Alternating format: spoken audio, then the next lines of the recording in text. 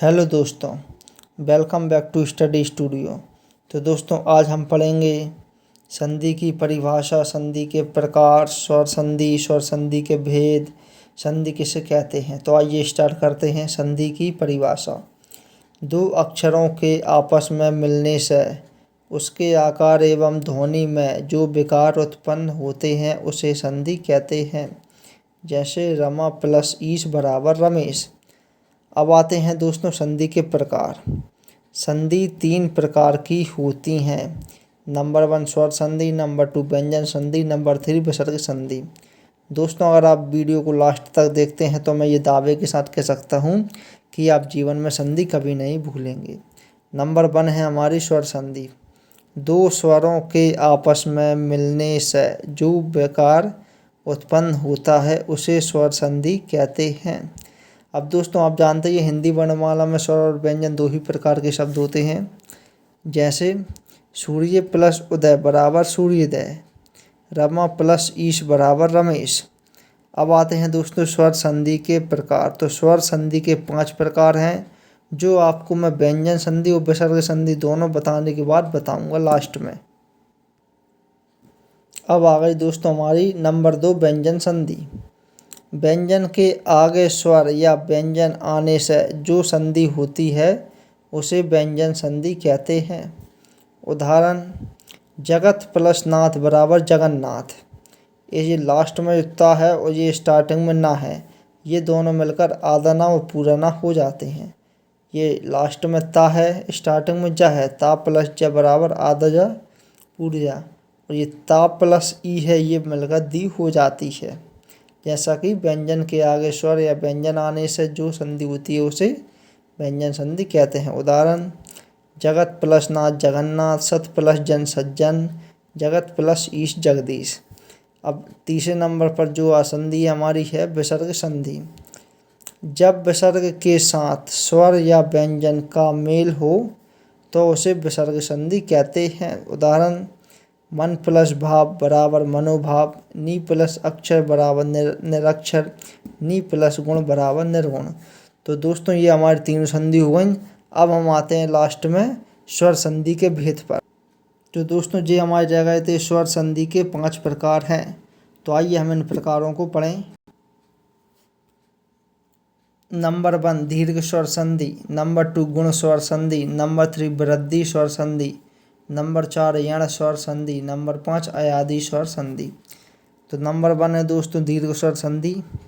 जब दो वर्ण ह्रस्व या दीर्घ स्वर आपस में मिलते हैं तो उनके मिलने से होने वाले विकार को दीर्घ स्वर संधि कहते हैं। उदाहरण: हिम प्लस आलय बराबर हिमालय। यहाँ पर छोटा आ प्लस बड़ा बराबर बड़ा आ हो रहा है। पर प्लस आधीन पराधीन, छोटा आ प्लस बड़ा बराबर बड़ा। इस पर रजनी प्लस ईश बराबर रजनीश। यहाँ पर बड़ी प्लस बड़ी बराबर बड़ी। रवि प्लस इंद्र रविंद्र, छोटी प्लस छोटी बराबर बड़ी ई। तो दोस्तों ये हो गई हमारी दीर्घ स्वर संधि। अब आती है दोस्तों नंबर 2 गुण स्वर संधि। इसमें दोस्तों छोटा आ या बड़ा आ के बाद बड़ी ई या छोटी ई आने पर ए हो जाता है। छोटा आ या बड़ा आ के बाद छोटा ऊ या बड़ा ऊ आने पर ओ हो जाता है तथा ऋषि आने पर अर हो जाता है। ये रहे दोस्तों हमारे गुण स्वर संधि के उदाहरण।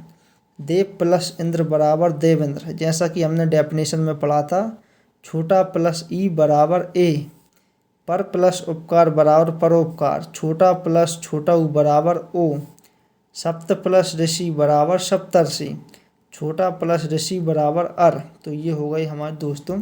अब नंबर 3 पर है हमारी वृद्धि स्वर संधि। इसमें दोस्तों छोटा आ या बड़ा आ के आगे ए या आई आने पर ए आई हो जाता है। इसी प्रकार छोटा या बड़ा आ के आगे ओ आने पर औ हो जाता है। ऐसे विकार को वृद्धि स्वर संधि कहते हैं। दोस्तों इसमें मात्र अक्षरों का ही खेल है, आप इसे एक बार समझ लेंगे तो कोई परेशानी नहीं पड़ेगी। उदाहरण: एक प्लस एक बराबर एक एक, छोटा प्लस छोटा ए बराबर आई, सदा प्लस ए बराबर सदैव, बड़ा प्लस छोटा ए बराबर आई। तो ये हो गई दोस्तों हमारी वृद्धि स्वर संधि। अब आती है चौथे नंबर पर हमारी यण स्वर संधि।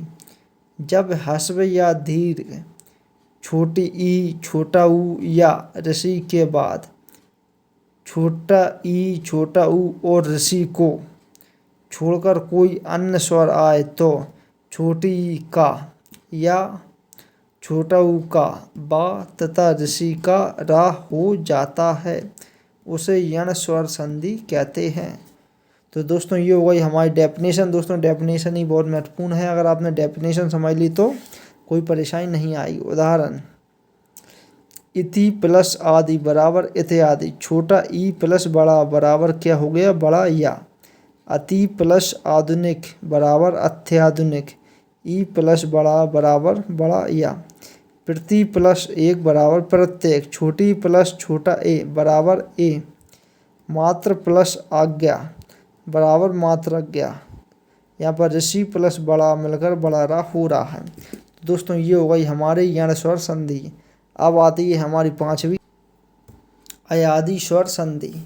अब दोस्तों अयादि संधि में ए आई ओ या औ के बाद कोई स्वर आने पर क्रमशः ए आय अब और आब हो जाता है।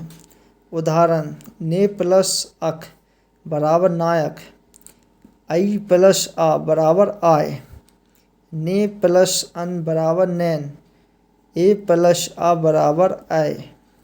तो दोस्तों ये हो गई हमारी अयादि स्वर संधि। ये धन्यवाद।